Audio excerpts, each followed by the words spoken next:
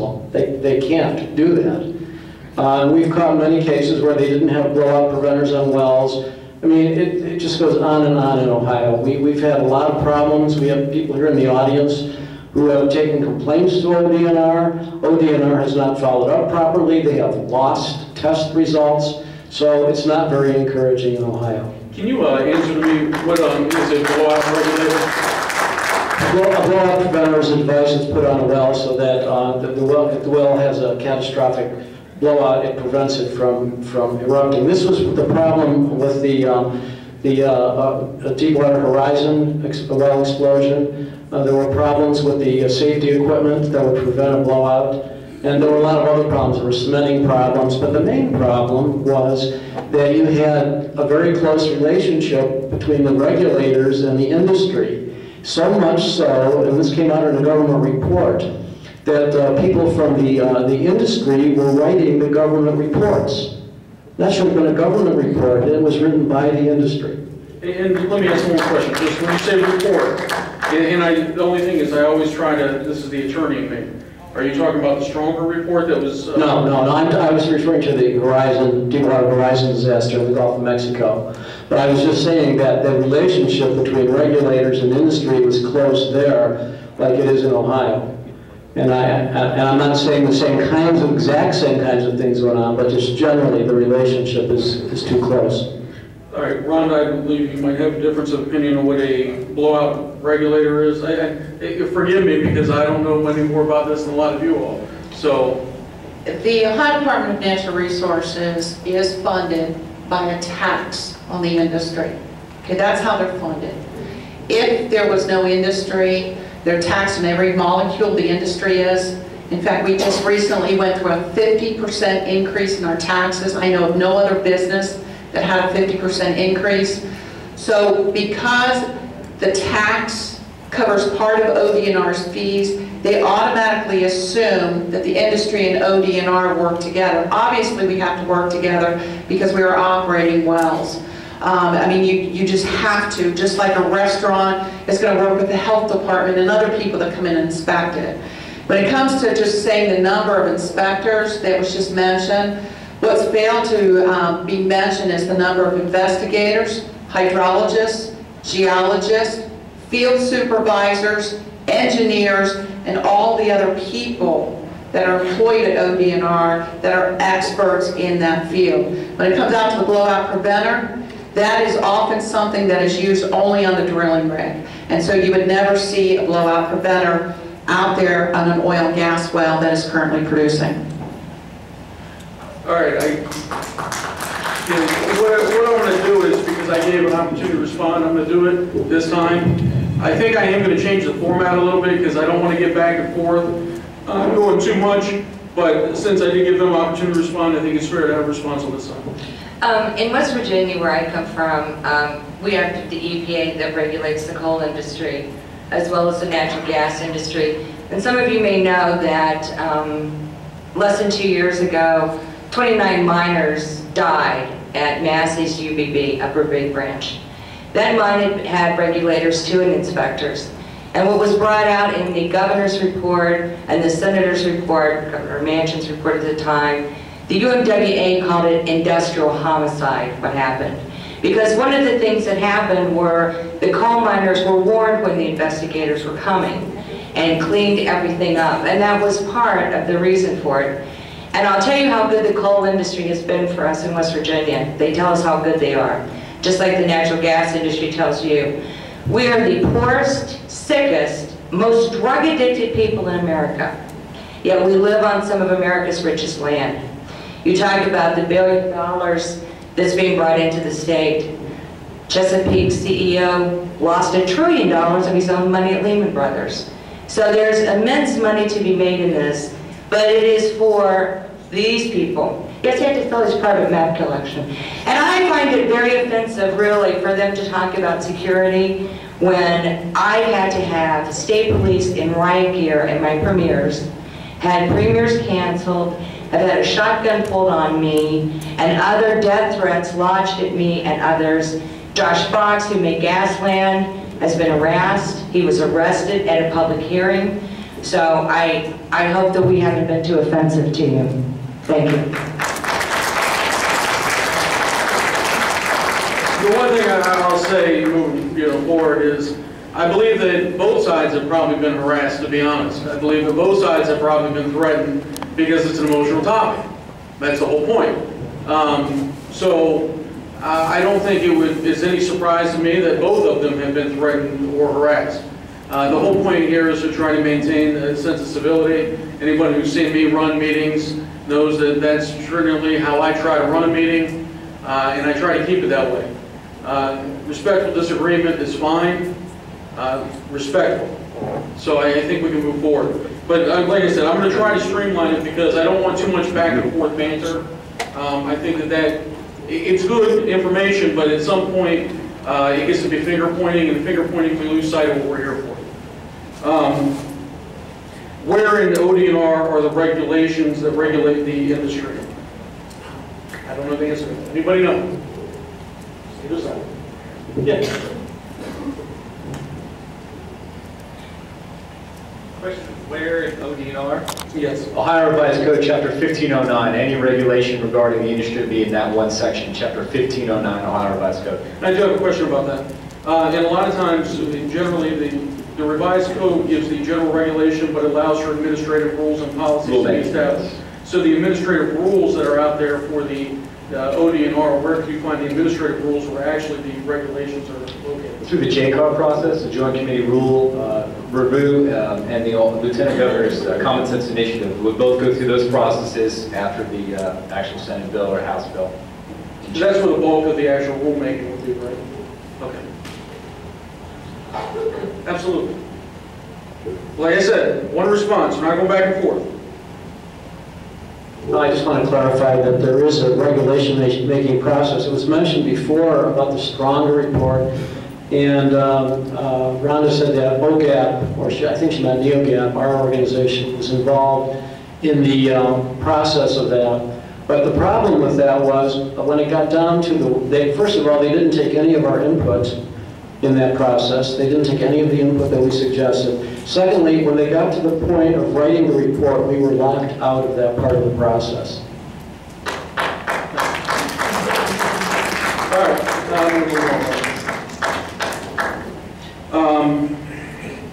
I think you answered this. What chemicals are used specifically? You said that Ohio's a right-to-know state, or you've talked about that. So the chemicals that are used have to be put out there, right? There's going to be more questions, and there's a lot of questions dealing with chemicals. Some of these I'm just trying to move through the cards.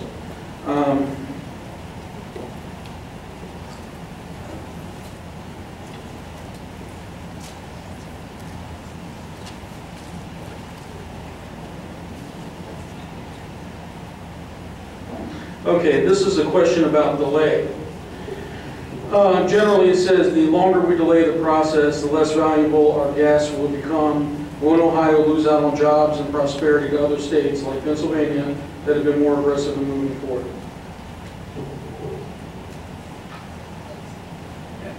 Easy one, yes.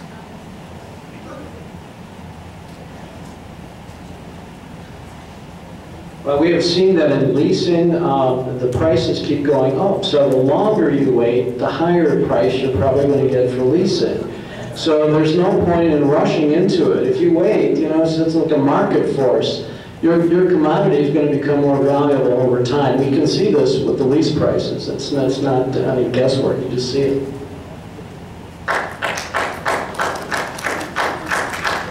I'll allow one response if you want to respond to it.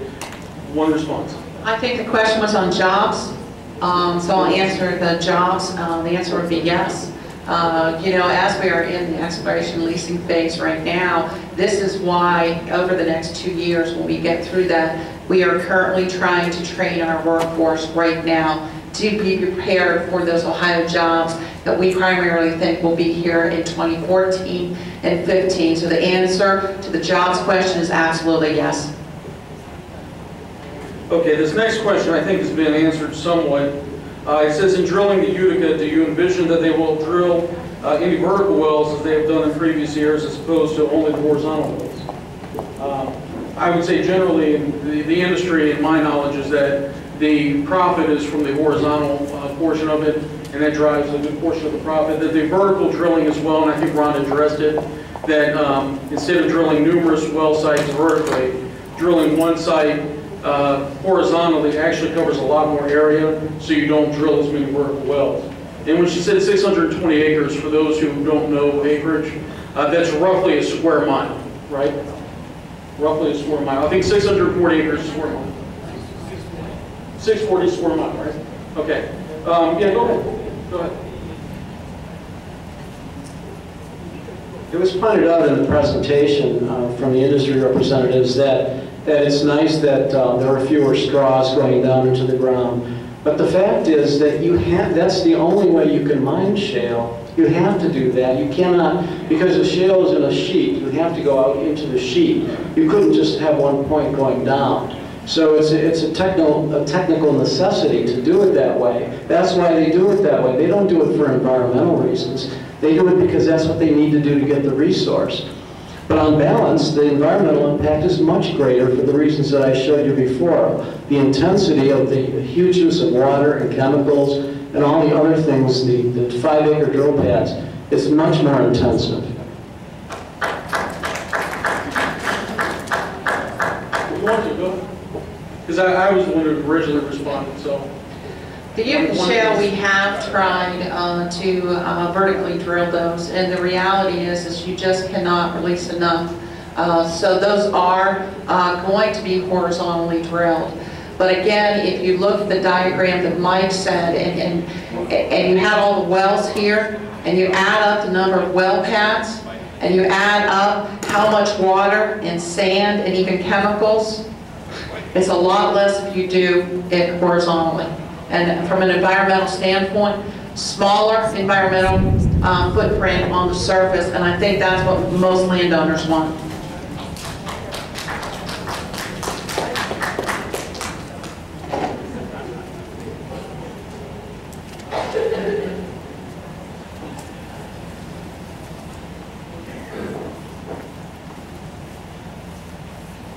What oil companies are drilling in Ohio? I mean, we know some, Deb, what other ones? I don't know. There's about 600 oil and gas producers currently producing oil and gas here in the state of Ohio. About 90% of those are independent producers, which are companies that employ 10 people or fewer. So there's a number of companies producing here in Ohio, but the official number is a little over 600 operators. Actually, I would like to follow up on that. This is my own question, because it's been asked me by many residents. One of the concerns is that of those smaller corporate companies, the 10 or less, they go in and do the drilling, they're the one to excise it and send their either petroleum on. And let's say those companies, generally small companies, sometimes they're set up as subsidiaries, they go out of business. Remember you had said earlier that why would a company drill to open themselves up for lawsuits? Correct. What insulation is there if that company no longer exists sometime down the road to allow the property owner to seek redress if there is an environmental issue? Well, again, fortunately, that's where Ohio Revised Code very specifically does address that. Most operators here in Ohio, and if you look at the smaller operators, oftentimes they're going to enter into what's called a joint venture. And so what you're going to have is a number of operators, because if you look at the cost to drill an oil and gas well, and keep in mind, even if you drill an oil and gas well, there is no guarantee that you are going to make money or that crude oil and natural gas is going to be there. Yeah, we can identify the geology, but the answer is no. So oftentimes with these joint ventures, you're going to have multiple companies involved. In the event that there would ever be, most wells, if a company's going to go out of business, like any other bankruptcy, people may buy those wells. I would assume it would follow the same business practices. In Ohio, we also have something very unique in that we have been drilling for oil and gas for over 150 years. So we do know that there's some old, what we call idle and orphan wells. And so there's almost $1 million put into a fund to, if an owner cannot be identified and that well needs to be properly plugged, that's what that fund's set up for.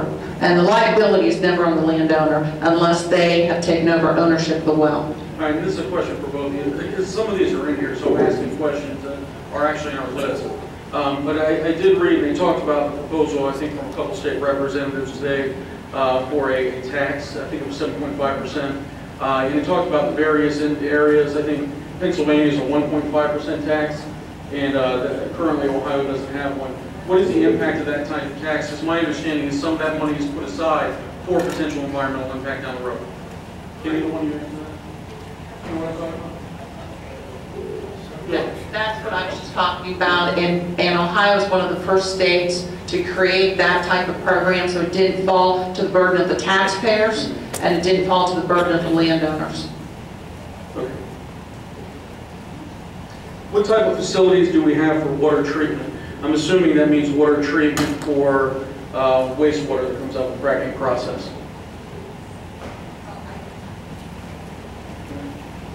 Sure.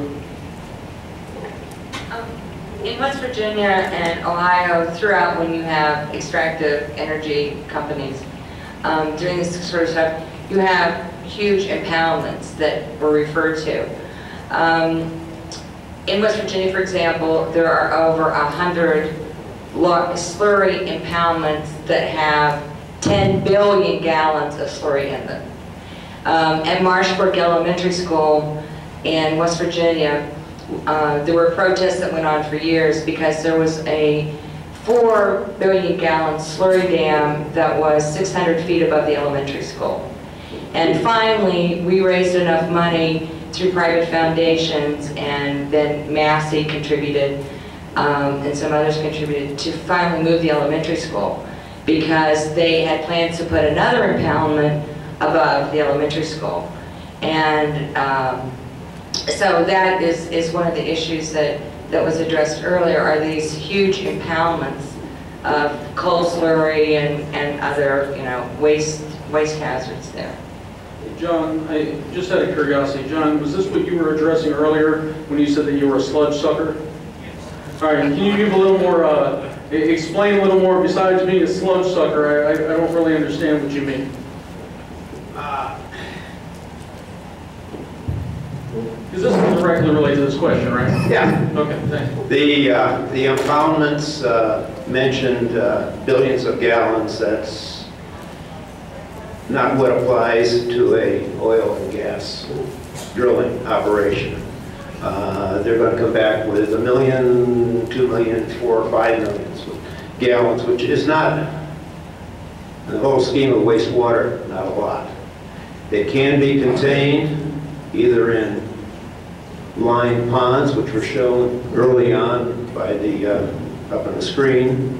Preferred way is to put them in what they call frac tanks, which hold 500 barrels, roughly a couple, 20,000 gallons.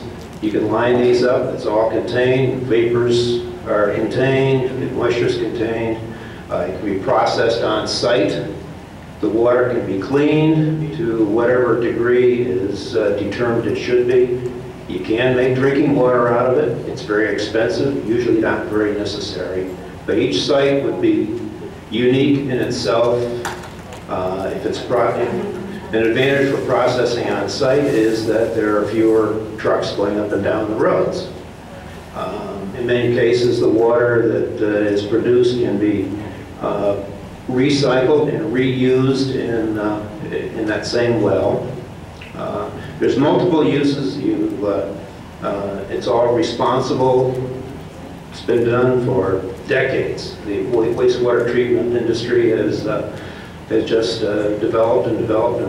John, I don't mean to, well, I do mean to interrupt. But anyway, yeah, yes, the answer is... What I'd like to ask on the question is the process that's actually used. In wastewater management, obviously we use sedimentation tanks and all kinds of other things to go through. Sometimes you use reverse osmosis machines to go through and clean out the area. What is the actual process of taking that water and treating it? That's more what I'm trying to ask. There are several processes that can be used at any given site. Can you name a couple? Most commonly used?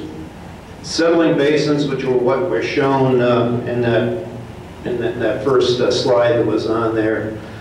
Pump the water in there, the clear stuff raises to the top, the dirty stuff is on the bottom, and you suck it off and do something with it. You can run it through a filter press. That'll take out the dirty solid components. You can further chemically treat it as they do in water treatment plants for your drinking water. You can also treat it in a similar fashion as what you do in a sewage treatment plant. Reverse osmosis is probably the most expensive final, and that will yield something close to drinking water. You can run it through a couple more cycles and actually make it better than drinking water. It's a cost thing, it's a necessity thing, it's whatever is required for the particular operation to make it economically viable and practical for the area. All right, and for those that are familiar with wastewater treatment, it sounds pretty similar to just general wastewater treatment. It's general wastewater Yeah, treatment. it sounds like you're letting the sludge set to the bottom, then you use it almost like a sanitation tank. Use primary, secondary, tertiary treatments. Is that what you're saying? Even the tertiary is chemical treatments. Not usually, because you don't have the heavy biologicals that you do in sewage treatment plants. Okay, thank you. All right, we saw a slide on adverse health effects from fracking chemicals, both real and possible health effects. What level of exposure is necessary to see actual rather than possible effects?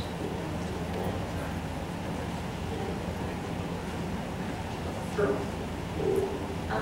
There are 19 health studies that have been done by West Virginia University, Duke University, University of Maryland, and other researchers. They point to contamination of water around mountaintop removal mine sites. 42 times the national average.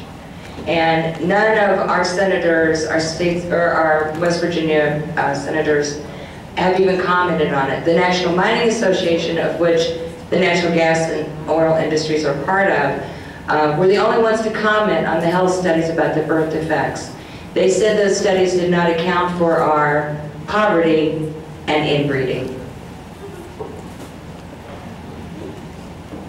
That's so good. First of all, I think it's easiest to understand, you heard about these toxins, and let me explain the main reason why the chemicals are used, and this would be helpful in this conversation. And usually you're going to use a combination of 3 to 5. And companies will use different things, like you use different laundry detergents and different things at your house. Number one, they call it slick water. Okay, but the reality is you are going to use some type of chemical to help protect the wellbore. Remember, we've just spent all this time protecting our aquifers. If you know anything about sand under very high pressure, you can cut through glass. So what we want to do is protect the integrity of that wellbore that we just completed to protect our aquifers. Number two, we're going to primarily use some kind of propant. Usually it's guar, which is an agriculture plant. It's the same thing that's found in your gravies and puddings. And what that guar does, it's a thickener. And it takes that grain of sand and literally will help put it inside that geological formation. So that's chemical number two. And number three is going to be something to kill bacteria. Okay? Why would you use something to kill bacteria? Well, the reason why you're going to do that is, I don't care where your water comes from, all water has bacteria in it. And when you introduce water into a virgin reservoir like that, bacteria likes to eat hydrocarbons. Okay? And the other point is, what the bacteria will do will form clusters, and they will clog up the whole spaces that you just created.